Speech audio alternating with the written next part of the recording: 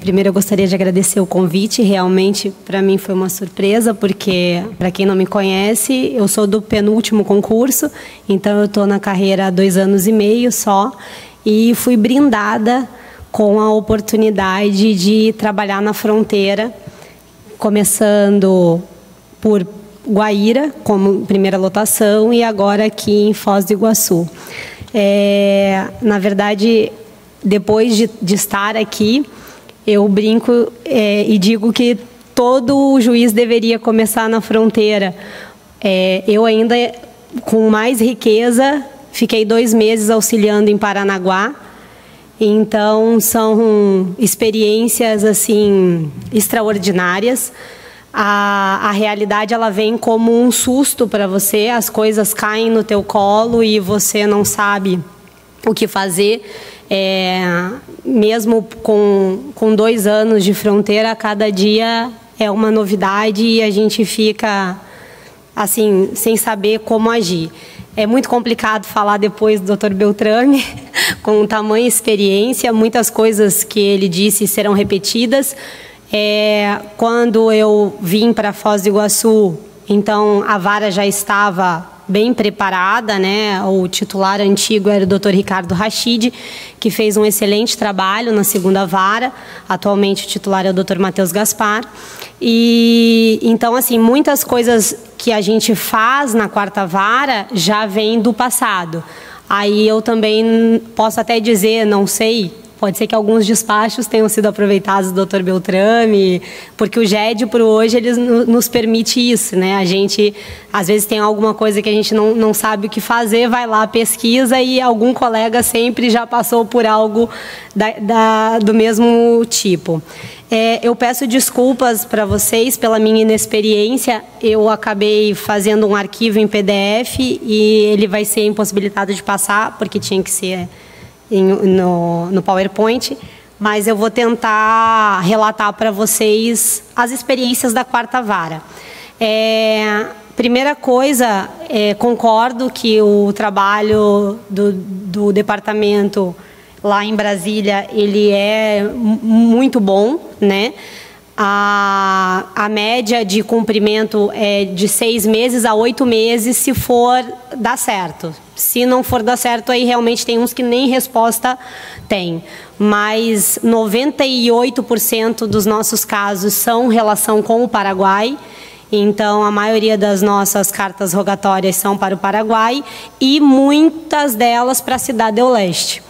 Então, em virtude disso, a 4ª vara começou a adotar alguns procedimentos diferenciados também de não cooperação e sim de atitudes individuais de como facilitar. Por um outro problema, a 4ª vara ela tem a competência especializada em contrabando e descaminho e juizado.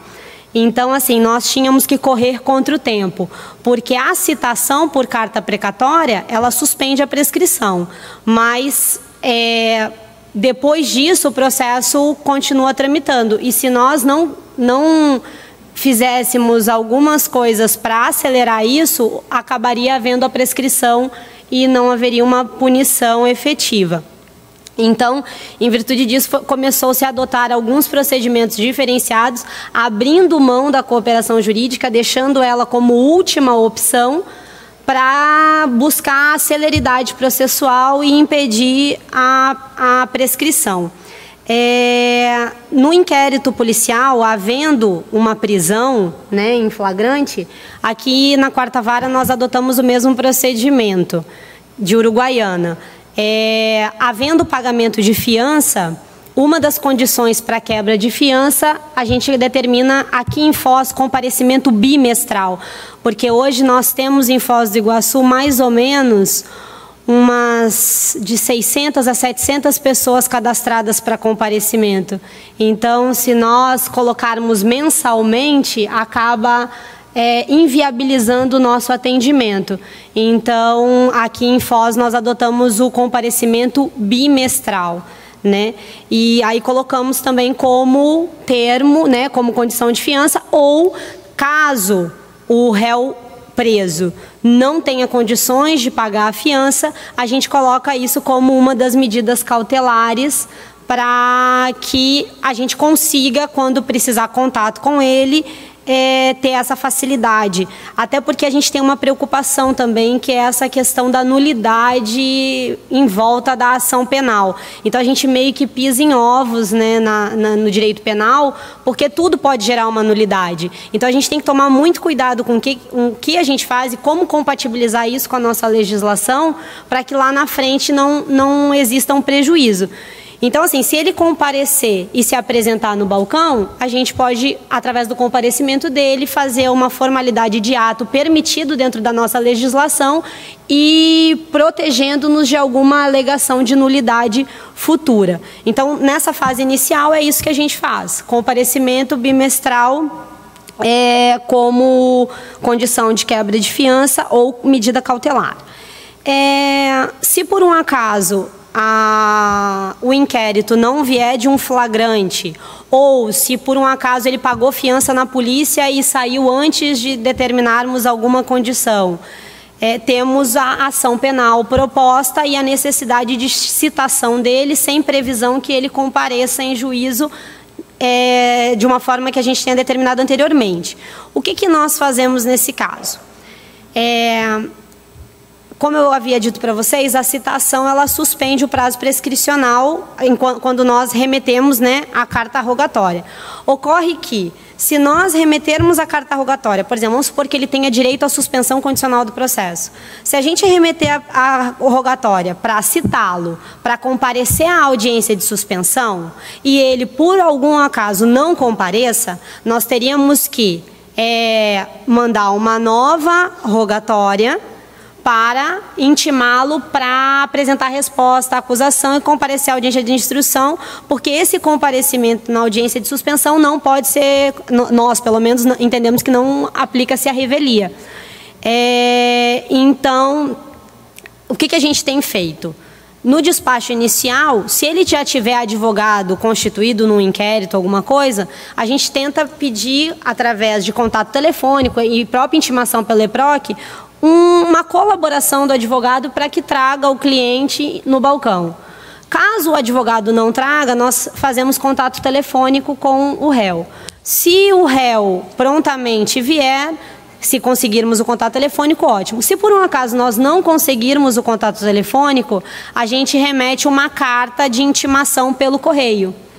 E aí esperamos ele comparecer. Isso tudo a gente bota um prazo mais ou menos de 20 a 30 dias para ver se vai dar certo. Caso ele não compareça espontaneamente ao balcão, aí nós expedimos a SAGE através da cooperação jurídica, e já nesse despacho e nessa SAGE a gente coloca todas as determinações, que seriam a citação dele, tá?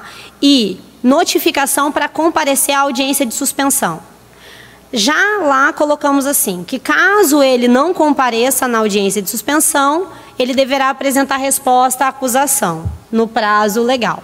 Se ele, independente da análise da absolvição sumária, sem prejuízo, nós já deixamos determinado no despacho e na rogatória a audiência de instrução marcada. Então, quando ele é encontrado no Paraguai, em um único ato, ele já é citado, intimado para comparecer à audiência de suspensão, caso não compareça, intimado para apresentar resposta à acusação. Passado o tempo, ele não compareceu à suspensão e não apresentou resposta, nós já nomeamos a Defensoria Pública da União.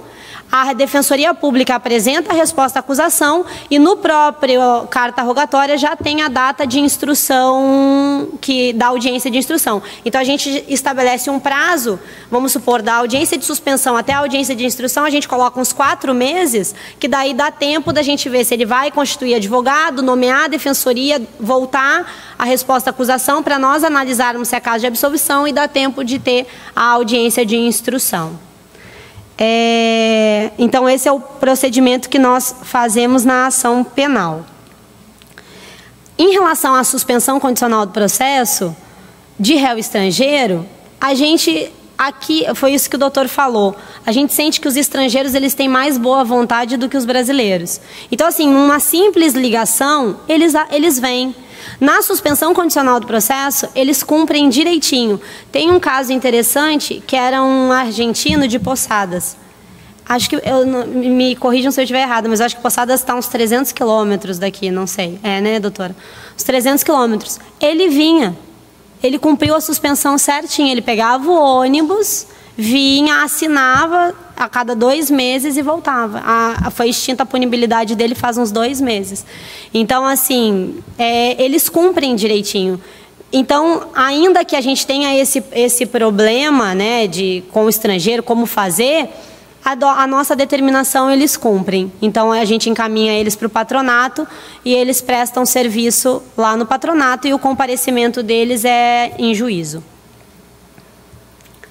Bom, a outra solução que a gente encontrou também é que a gente sentiu que cada momento, por mais que seja um serviço bem prestado, a questão da cooperação jurídica, é um transtorno, porque às vezes eles mudam de endereço e o grande problema está na execução, porque a nossa lei de execução, ela nos priva de muita coisa, aí a gente fica com aquela execução parada, sem conseguir executar a pena, e enquanto não prescrever, você não tem muita solução.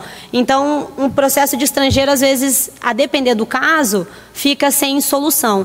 Então, a gente tem adotado, com raríssimas exceções, aqui na 4ª Vara, no caso de substituição da pena, principalmente se tiver fiança, a gente aplica uma prestação pecuniária e uma multa para evitar essa dificuldade da execução penal e de fazer ele prestar serviço. Então, a gente opta por ser caso de estrangeiro, aplicar prestação pecuniária e multa. E a 4ª Vara também, ela tem competência de execução penal.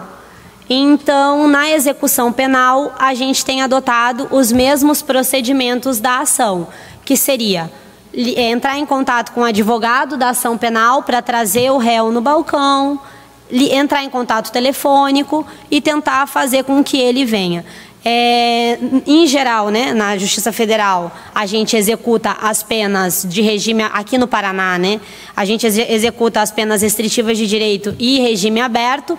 Regime aberto é uma dificuldade, porque a gente não tem como executar. Eu tenho uns 2 casos lá na vara de regime aberto e o que a gente coloca ali é comparecimento, porque a gente não tem como, existe uma dificuldade ainda, por mais que exista essa previsão, mas em virtude da burocracia e, por exemplo, o Paraguai não tem essa legislação de execução penal, que seria como eles vão fiscalizar um regime aberto no Paraguai, né? Então, a gente opta, quando é regime aberto, a gente coloca o comparecimento como uma punição, porque não tem o que fazer aqui na região de fronteira. E quando é substituição de pena, como eu disse para vocês, da mesma forma, na suspensão condicional, eles também cumprem a execução tranquilamente. Os grandes problemas se dão quando a gente não encontra o réu. Quando encontra os estrangeiros, eles são muito bem intencionados. Até porque eu percebo que aqui em Foz do Iguaçu, essa visão do contrabando e descaminho para a população, eu até brinquei que essa semana, esse mês agora, tiveram 4 pessoas, fazia tempo que eu não tinha isso lá na vara, mas 4 mulheres que olharam para mim e falaram: não, doutora, não vou mentir para a senhora, eu trabalho com mercadoria. E aí eu tento falar que isso não é trabalho, que isso é atividade ilícita, mas elas olham para mim. Uma já estava, devia ter quase 60 anos e já estava com uma execução penal de medicamento. Então é muito difícil culturalmente tirar da cabeça deles que isso é trabalho. Então o paraguaio, que normalmente, argentino, acho que eu só tive esse caso de Posadas, aí o resto é tudo paraguaio. Então o paraguaio, na cabeça dele, ele está trabalhando, porque ali a questão salarial deles é muito ruim. Para eles realmente falta oportunidade de trabalho, é diferente da realidade aqui de Foz do Iguaçu. Então quando eles são flagrados na situação, eles falam assim: não, eu descumpri a lei do país de vocês, eu tenho que cumprir a pena, não tem o que ser feito. Então eles cumprem direitinho e vem e aí a gente consegue executar através do patronato. Uma situação que a gente tem aqui também, que é uma situação prática, foi de uma chinesa que ela foi condenada por sonegação. E a pena dela foi substituída por prestação de serviço à comunidade e prestação pecuniária. Só que ela contou a história que o marido dela tinha um estabelecimento no Paraguai e usava o CPF dela, que eles residiam aqui no Brasil, e aí ele usava o CPF dela para fazer tramitações, trocar cheque de cliente, e aí ela foi pega na sonegação. Quando ela foi condenada, acho que o marido dela fechou a loja, deve ter tido falência, não sei, e foi embora, abandonou ela. E ela ficou com a condenação criminal. Depois disso, ela foi para uma religião, eu não sei se seria evangélica, mas hoje ela vive dessa religião, então ela é missionária. E ela não tem onde morar, ela não tem renda, mas ela presta serviço social para essa igreja. Só que ela é chinesa, mas quer estar no Brasil. Aí depois, quando agora eu escutei a situação da expulsão, só que aí ela disse, né, que se tem substituição por prestação pecuniária restritiva, não tem nocividade para expulsão. Então, no caso dela, ela teria direito de estar aqui no Brasil como ela quer prestar serviço social. Só que ela não tinha lugar para morar, ela não tem um paradeiro. Então, o que a gente determinou em audiência? Porque ela também estava de viagem marcada. E aí eu vi a boa-fé dela. Por quê? Ela foi intimada, coincidentemente, ela estava aqui, ela deixou um endereço de um conhecido. E, coincidentemente, ela estava em Foz do Iguaçu na época. Aí ela veio na justiça, se apresentou e falou, olha, eu estou com audiência marcada para o dia 20, que seja, não me lembro, mas eu estou com passagem para viajar no dia 11. Então, eu preciso que antecipe a audiência. E aí eu falei, poxa, se é uma execução penal, ela já foi condenada e ela procura a gente para querer ter a audiência e cumprir a pena, ela está bem intencionada. Aí a gente antecipou a audiência e foi fazer a audiência com ela. Ela queria que eu mandasse uma carta rogatória para Boston, porque era onde a filha dela morava. Só que aí eu pensei, prestação de serviço à comunidade em Boston não vai dar certo. Aí eu falei, não, faz o seguinte, se você quer ir embora, vai embora, você não vai poder mais voltar para o Brasil, porque daí eu ia pedir a expulsão dela. Ela falou, não, mas eu quero voltar para o Brasil, eu quero cumprir a pena. Aí eu falei, mas e como é que a gente vai fazer? Eu preciso de um endereço, eu preciso de um local. Não, mas eu não tenho onde sobreviver, eu vivo da Irã. Solução. Eu dei um prazo para ela, como ela estava de viagem marcada, eu dei um prazo para ela voltar e para ela me indicar uma instituição vinculada à igreja que ela trabalha. E aí ela nos indicou um hospital lá em Curitiba, que a igreja onde ela está, né, ela faz esse serviço missionário, foi aonde encaminhou ela. Então ela vai trabalhar, em virtude da igreja, ela vai trabalhar 40 horas semanais de forma voluntária para esse hospital. E aí nós vamos utilizar as 14 horas semanais como cumprimento da prestação de serviço à comunidade, porque foi a forma que a gente encontrou de conciliar a realidade dela, a boa vontade dela, com a pena para ser cumprida. E mais outros, só rapidinho, não sei como está meu tempo. Tá, é que na verdade, assim, eu queria trazer para vocês mais as coisas práticas, até pela minha pouca experiência, e eu estou aqui com certeza aqui todo mundo tem muito mais a ensinar do que a aprender, então eu só queria trazer as experiências da quarta vara. Então, só 4 casos que acontecem aqui em Foz. Quando existe um regime aberto e que a gente não... O paraguaio, a gente já expediu a SAGE para ele comparecer para prestar serviço, né? Ele tinha a pena restritiva prevista, a substituição.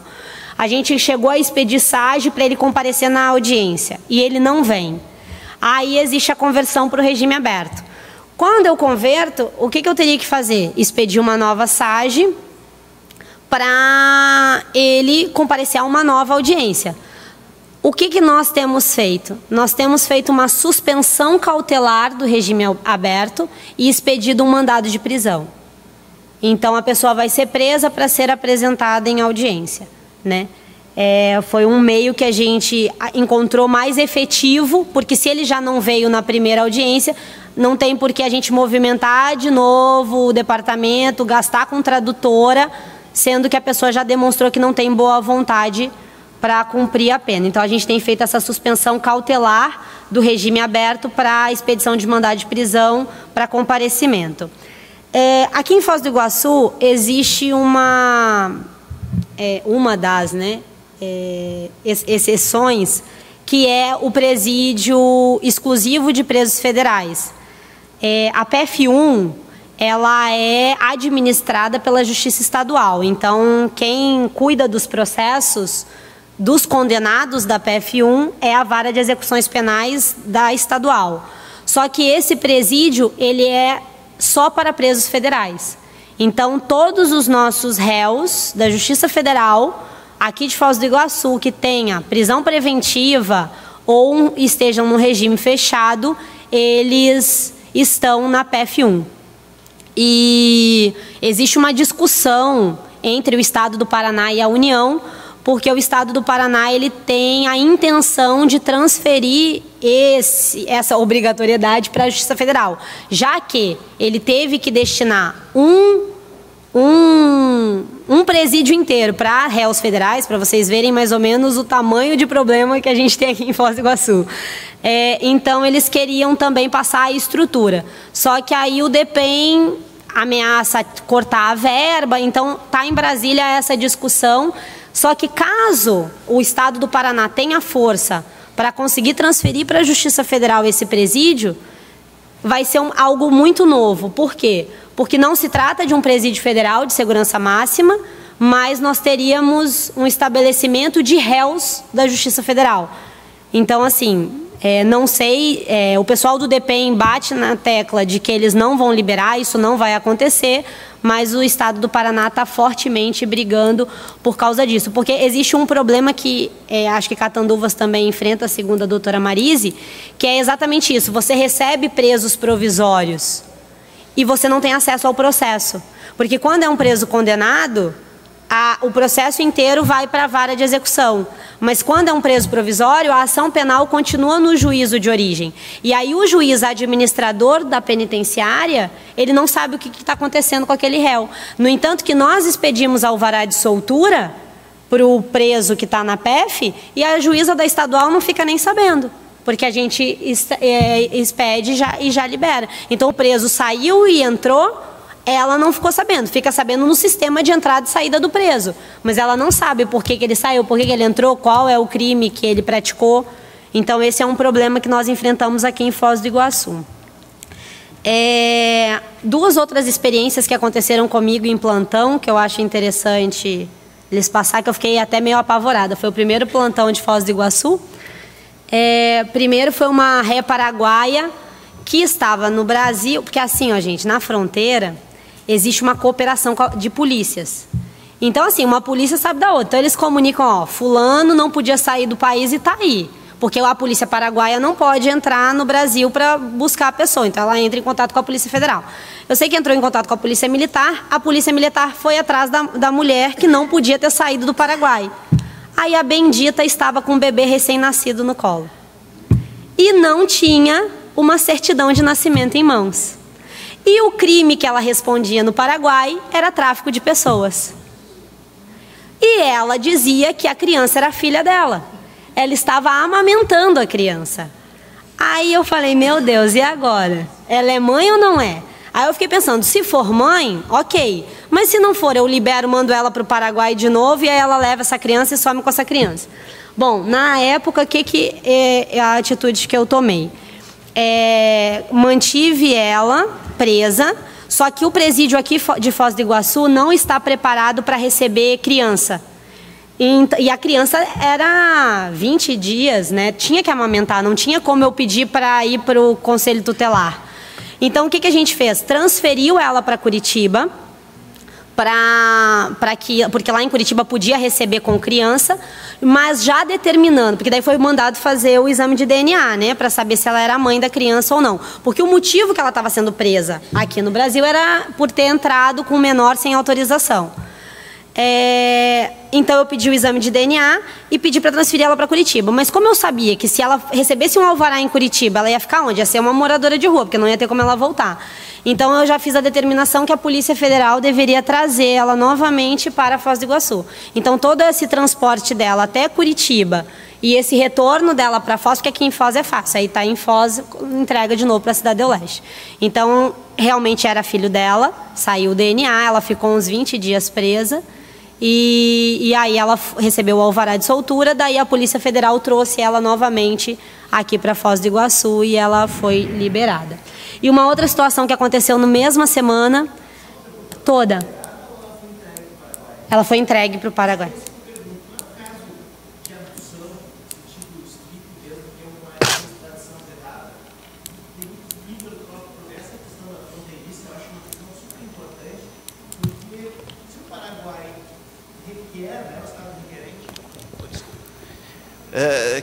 Que é uma hipótese, me parece, clássica de extradição, que é uma solicitação do Paraguai de prisão e tem todo um procedimento específico de verificação da própria legalidade que nós possamos realizar esse ato aqui. Então, eu também trabalhei aqui em Foz do Iguaçu, também fui juiz aqui de Foz do Iguaçu, e eu acho fundamental que haja essa cooperação, especialmente essa troca de informações, mas eventualmente, né, se pode ir um pouco além, eu acho, da questão da cooperação, né? Eu não sei se eu fui claro, mas me parece que talvez seja um caso de extradição esse. Né? É que, na verdade, eu posso não ter me feito esclarecer. Na verdade, o que aconteceu? Ela foi solta, né? Como a criança era dela, e o crime o motivo da prisão, porque ela não tinha dinheiro para pagar a fiança, né? Porque na verdade tinha uma fiança arbitrada. E aí eu determinei o seguinte: se ela pagar a fiança, a criança tem que ficar com o conselho tutelar até a confirmação do DNA. Porque minha preocupação era a criança. Então, assim, tinha uma fiança arbitrada para ela pagar e ser solta. Só que ela não tinha dinheiro para pagar a fiança.